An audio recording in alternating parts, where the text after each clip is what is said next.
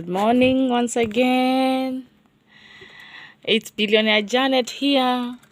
I know many people will ask me, where does that girl come from? Where does that woman come from? I want to show you my spiritual parents. Is Pastor Dr. Wilfred Lai and Mama Rita. They are my spiritual parents. They have taught me ministry.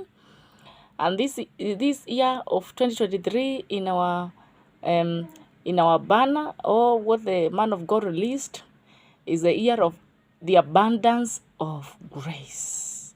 The abundance of grace. So these are my spiritual parents. You can see them in the banner. This is a word explosion banner.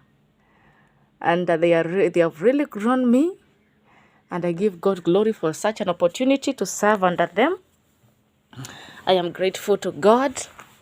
My pastor is a giant killer, and he has born children. Many children have been born in the house of God, and they have been ushered, they have been mentored by my father, and today they are great people. So you'll ask me, Billionaire Janet, where have you been? I've been in preparation. I've been in the furnace, burning, because of today, because of tomorrow, because of the greatness that awaits on us. But we must be prepared, just like the servant David, who was prepared in the fields with the sheep and the goats.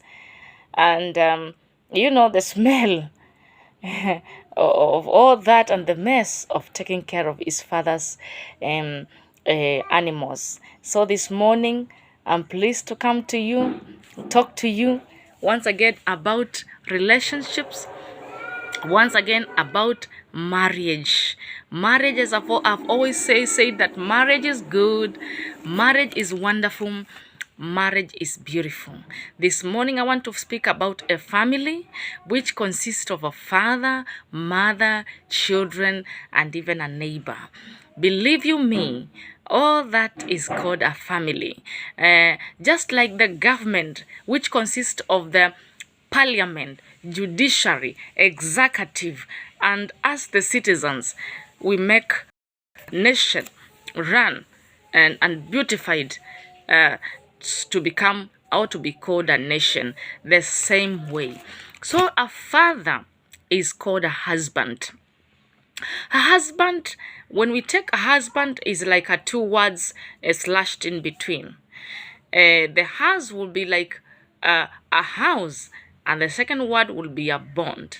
So a husband is one that makes things burden together, makes things work. It's like a manager. He makes things put together, bonded together. And that is the work of a husband. So children of God and men of our generation, you must know your place. You are the head of the family. You are the man of the house. We don't belittle you. We know who you are. You are the head of that home. And as a house, as the head of the home, you are to put everything, your culture is to glue things together as the husband. That's your work, man of God. That's your work, the priest of God. The head of the family is the priest, is the one that glues things together. And the female is the one that carries the fetus. If you're not carrying a fetus, we don't want to give you the female name. Because now if you have gone to the other side and then you become a transgender and you can't carry a baby, we can't call you a female. A female is just a man plus Fe at the beginning of the world is a man, but he has a womb. A man, but he has a fetus. He has a place to carry a fetus. That womb is what makes her called a female. So she's part of a man, but because of the nature of carrying children in her womb, then we give her the name female. So the work of a father is to make sure that the family is fed, is to clothe the family, is to the family, and it is to provide for the family. It is to counsel. to bring counsel. If there was a problem, a father was called and things were put in order. Just like the people of old in the land of the Swahili says that palipo na wazee hapaharibiki neno.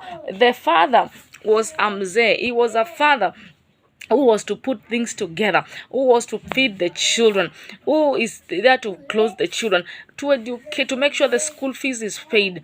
That was the work of a father. So the father is like the president. He is like the president. And if he is the president of this family, he has to stand in that position. He has to fight for that position, to maintain that position, to fight for the family.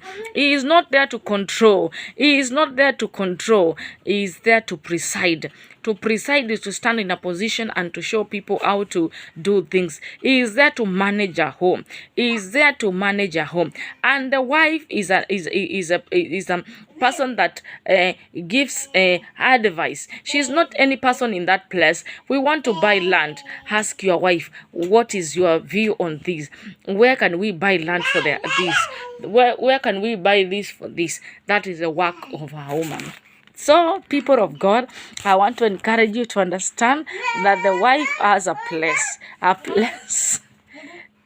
to put things in hold, because she can advise. I want to speak about this advisor. Advisor also is not the person that gives the final address or the final word. She's there to just show what is to be done here and there. So you have to know these things because they are very key. Children are also the board members. They are the members of the home. When you are doing things, please consult them, inform them, tell them what we are doing, and they will ask you why. Show them as into why things are done that way. Explain to them in the process of training them, so that you can get to where you are going together. People of God, I want to encourage you to understand, if every house must have these places put together, and if you put these things together, you will be so much blessed. A neighbor is not to be given a inner seat or a place of a husband or a place of a wife. You can't be advised by a neighbor and then take it as a final. Please, she is just a neighbor, and you can just hear her out, but she has no place in your home. She has no place in your home. Whether a friend also, they have no place in your home. Your home is for you to direct, for you to understand how to manage as a father, and the wife to give the right decisions. So do not act without consulting your wife. Do not act without involving your wife, so that things can be done in the proper way. So in the process of management of the home is the greatest test of leadership. If you can't lead a home, you can't even lead a nation. If you can't lead a home, you can't even lead a church. So managing your home well gives you even a proper place to lead people. And it gives you a place for honor, for respect in a community. So management of the home is the greatest test of a man's leadership. So if you want to become a great leader, a man who is respected, or a man who can be there to lead people, please make sure you put things in order. Paul says, manage your home well before you manage the house of God. So learn to put things in order. Learn to put things in order, so that you can put your house in order. Please, you must be a prayerful person. You must be a person that fears God. You must be a person that honors the Lord, so that you can get to where you are supposed to be. People of God, I love you, and I want you to understand that when you are with God, you can go to places, but you must have faith. You must believe in God. You must take your position. You must take your position.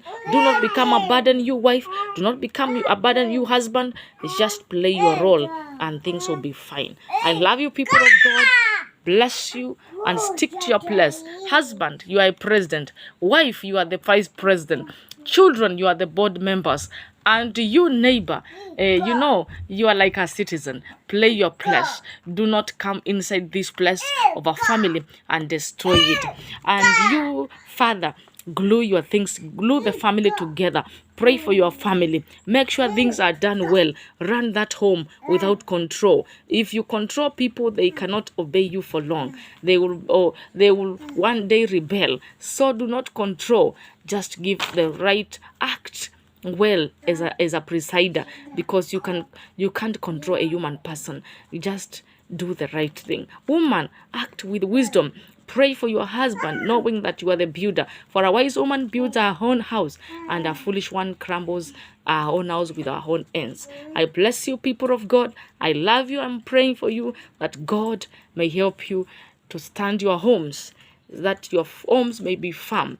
When the testing comes and the storms come, you will stand because you are founded upon the rock, Jesus Christ. I love you. Peace.